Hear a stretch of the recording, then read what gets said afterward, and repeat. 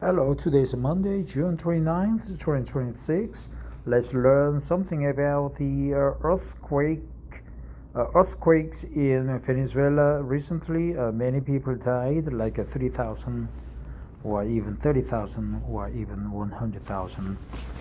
We never know. A lot of people died there, and they continue to die because of lack of rescue operations. This article is from Geography. I've read many explanations about yesterday's earthquakes in Venezuela, but most of them are too technical. So here's a simple explanation. It all starts with two tectonic plates, the Caribbean plate and the South American plate. Caribbean plate and South American plate. Most of Venezuela sits on the South American plate. The Caribbean plate, as its name suggests, lies beneath the Caribbean Sea and much of the Caribbean region.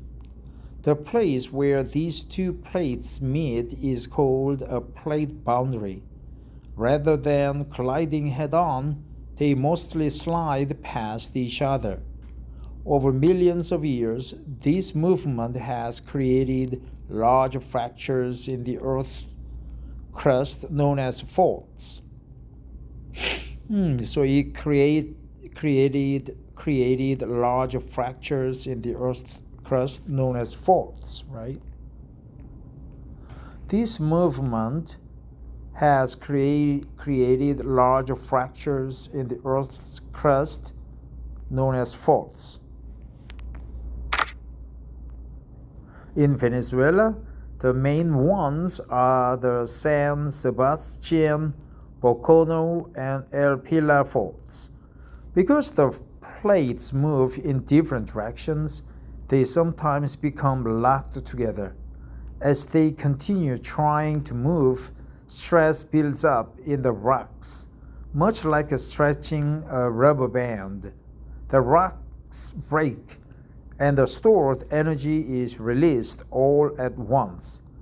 That sudden release of energy is what causes an earthquake. So far, this describes a typical earthquake.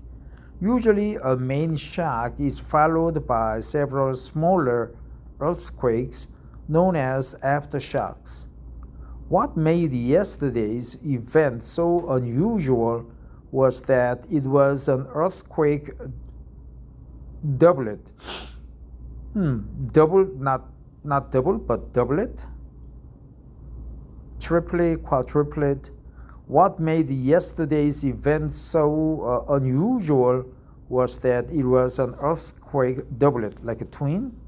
A magnitude of 7.2 megawatt on the Richter scale. Earthquake struck first, and just 39 seconds later, a second 7.5 megawatt earthquake occurred very close to the same area. So doublet, it is called an earthquake doublet. An earthquake doublet. The first earthquake weakened buildings, bridges, and other structures. The second struck almost immediately afterward, hitting an area that had already been compromised and dramatically increasing the destruction. That's why so many people described the shaking as feeling almost endless. It wasn't a single long-lasting earthquake. It was two powerful earthquakes occurring almost back to back, only 39 seconds apart, back to back, again, right? Again and again, back to back. One process after one process, earthquake, back to back. So it's said that Venezuela sits on top of the South American plate. Both plates locked, and the stress built up, and the stress release the high energy through the fractures. So Venezuela had a doublet, earthquake doublet. That's bad. Venezuela, it has a rich amount of oil, but people live there poorly, and the girls, women are there quite beautiful.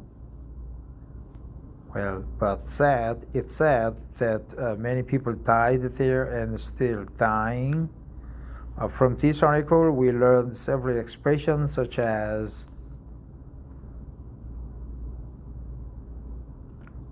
what? The movement created jolting event like earthquake doublet, back to back, back to back, back to back,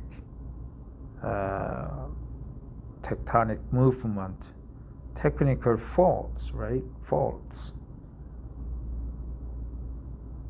Plate boundary, back to back.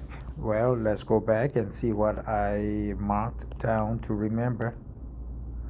This movement has created large fractures in the Earth's crust, known as faults. An earthquake doublet, back to back, an earthquake doublet. Thanks for listening. Have a great day. Bye-bye.